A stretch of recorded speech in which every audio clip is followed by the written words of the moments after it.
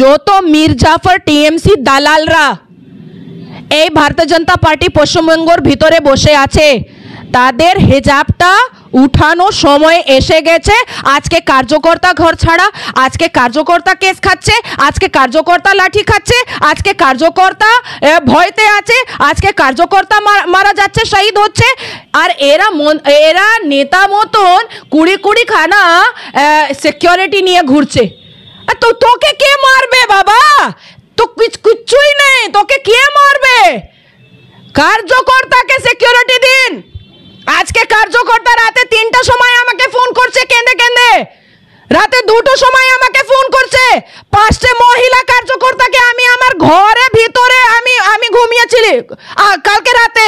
আপনি যান আমার ঘরে, দমদম এরিয়া 5টে বিজেপি মহিলা কার্যকর্তা আমার বাড়িতে আছে, আমার বাড়িতে আছে। ইচ্ছা করে মির্জাফর হয়।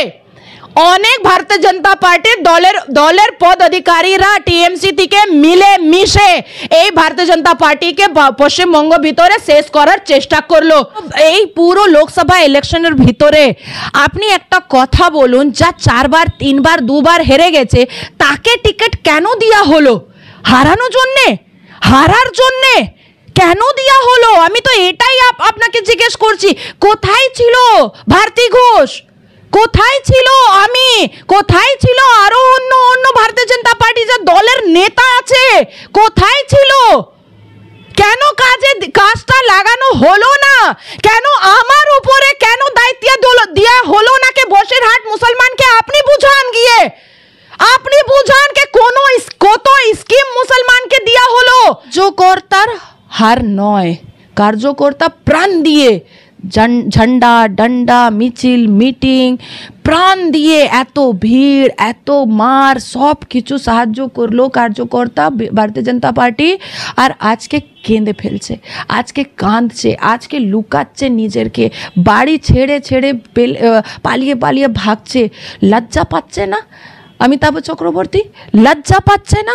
এক একটা ভয়েস নোট যদি আপনি শুনে নেবেন, আপনার চোখে জল চলে আসবে। এই ধরনের ভয়েস নোট আসছে আমার পাশে। আপনি এখন আমার বাড়িতে চলুন, 5টে মহিলা আমার বাড়িতে থাকছে, দিদি মেরে দেবে, দিদি কেটে দেবে, দিদি মেরে দেবে, দিদি কেটে দেবে। এবার আপনি বলুন তো, কোথায় আছে রেখা পাত্রা? কেন পালিয়ে গেছে? কেন লুকিয়ে আছে? নেত্রী সেটাই হয় যারা বিপদের সময় জনগণ পাশে থাকে। এই সিকিউরিটি নিয়ে ঘোরার খুব ভালো লাগে, কিন্তু যদি আপনি জনগণের কাজ আসবেন না, কাজের জন্য আসবেন না, তখন এই নেতা কখনো হতে। বিজেপি রাজ্য জুড়ে দেখা যাচ্ছে ধরাশায়ী। মেন ফ্যাক্টরটা কি বলুন তো? আমরা অনেকক্ষণ ধরে খোঁজার চেষ্টা করেছি, মেন ফ্যাক্টর কি হতে পারে। সংখ্যালঘু ভোট ঢেলে তৃণমূল কংগ্রেসে পড়েছে, না সিপিএমের দিকে পড়েছে, না কংগ্রেসের দিকে পড়েছে। সংখ্যালঘু ভোট ঢেলে তৃণমূল কংগ্রেসে পড়েছে। কাল হলো কি নরেন্দ্র মোদীর এখানে এসে ওবিসি সার্টিফিকেট নিয়ে কথা বলা, কাল হলো কি স্বরাষ্ট্রমন্ত্রীর উল্টো করে ঝুলিয়ে দেব, কাল হলো কি যোগী আদিত্যনাথের যে মাফিয়াদেরকে খুঁজে খুঁজে বার করে পেটাবো। এই সংখ্যালঘু ভোট বসিরহাটেও ধরাশায়ী কার্যত দেখা যাচ্ছে বিজেপি। এমনকি খোদ সন্দেশখালিতেও আমার সঙ্গে রয়েছেন বিজেপি নেত্রী নাজিয়া এলাহি খান, কথা বলবো। তিনি এত সংখ্যালঘুদেরকে বলেন, তিনি এত সংখ্যালঘু মহিলা হয়ে বিজেপির হয়ে কথা বলেন, তাও তো সংখ্যালঘু ভোট টানতে পারলেন না। কি হলো? কেন এই হার? কেন 12টা আসনে আজকে রীতিমতো বিজেপি?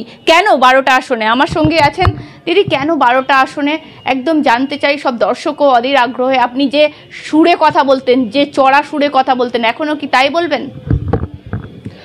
সব থেকে প্রথম জয় জয় শ্রীরাম, হর হর মহাদেব, আসসালামু আলাইকুম রহমতুল্লাহ ওয়া বারাকাতুহু। ভারতীয় জনতা পার্টি পশ্চিমবঙ্গতে আমাকে কাজে লাগালো। আপনি আমাকে বললেন, আপনি অনেক জোর গালায় বলেছেন, আপনি কত সংখ্যালঘু কে আপনি অ্যাট্রাক্ট করতে পারলেন। আপনি আমাকে বলুন তো, কে ভারতীয় জনতা পার্টি যা পশ্চিমবঙ্গতে আছে তারা কি আমাকে কাজে লাগালো? অর্জুন সিং আমাকে ডাকলো না, আমাকে ওখানে কার্যকর্তা ডাকলো। ও আমাকে বললো কি দিদি 2টো মিটিংয়ে চলে আসুন।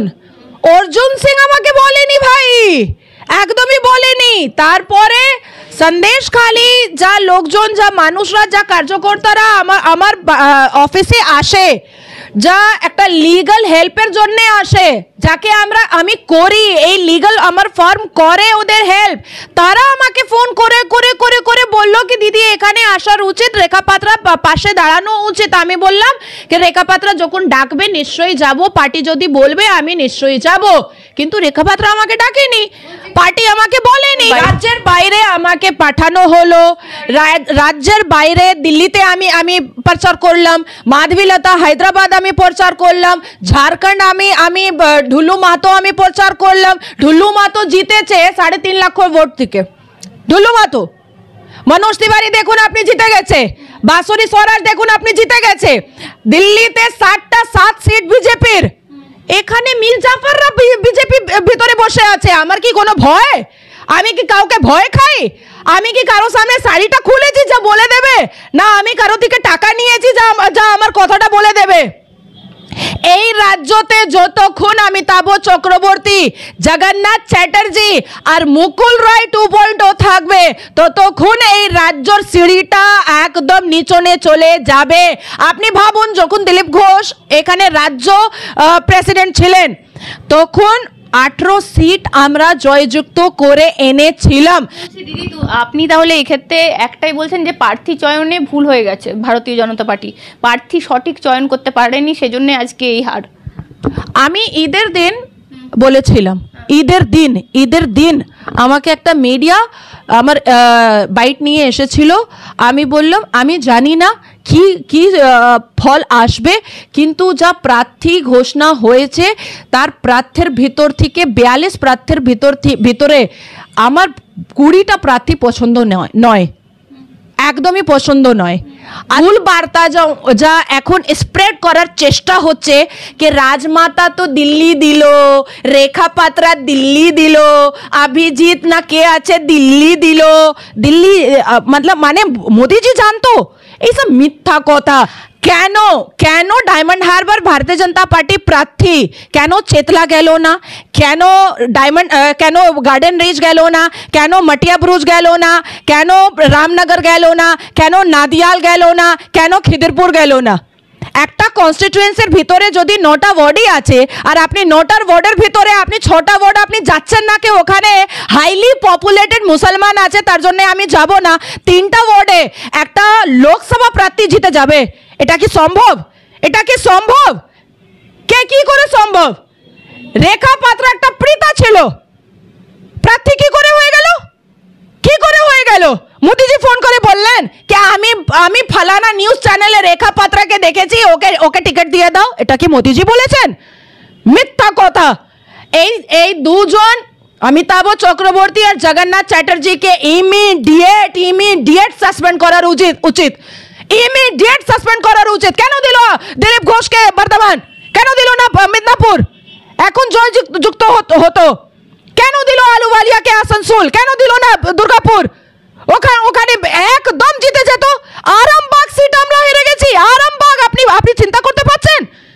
আরামবাগ কোনো হারার সিট ছিল? সৌমিত্র খাঁ 5000 ভোটে উনি জয়যুক্ত হলেন। কেন? উনি জেনে গেলেন कि भारतीय जनता पार्टी যা পশ্চিমবঙ্গতে যা নেতা হয়ে বসে আছে, যা নিজে হো করে, তারা কিচ্ছুই করতে পারবে না। তাহলে সৌমিত্র খান নিজের দম খমে জয়যুক্ত হলো। সুকান্ত মজুমদারও তো শেষমেশ দেখা গেল তিনিও অনেক লড়াই করে জয়ী হলেন। হ্যাঁ, উনি নিজের লড়াই করলেন, উনি নিজের বাঘের মতন লড়াই করলেন, তার জন্য উনি জয়যুক্ত হলেন। এই দুজনকে যদি আর মুকুল রায় 2.0 কে যদি ভারতীয় জনতা পার্টি না সরাবে তাহলে আমি কার্যকর্তাকে 1 লাখ কার্যকর্তাকে নিয়ে আমি এখানে ধর্নাতে বসবো। অনেক হয়ে গেছে। আজ তো নুসরাত রুহি জাহান যেন করেছে, কেন বিজেপি ভাইরাল করলো না? করার তো দরকার ছিল। অভিষেক ব্যানার্জির উপরে যা কেস হয়েছে, ওর MBA সার্টিফিকেট কেন বিজেপি চাইলো না? কে আগে দেখান। দেখান একটু ইকোসিস্টেম কেন কাজ করলো না বিজেপির। এটা মানে হলো যে একটা যখন আমি 12 ক্লাসে ছিলাম তার ভিডিওটা ভাইরাল করার পর এখন পর্যন্ত 2024 পর্যন্ত এই টিএমসি ভয়েতে এটা ভাইরাল করছে।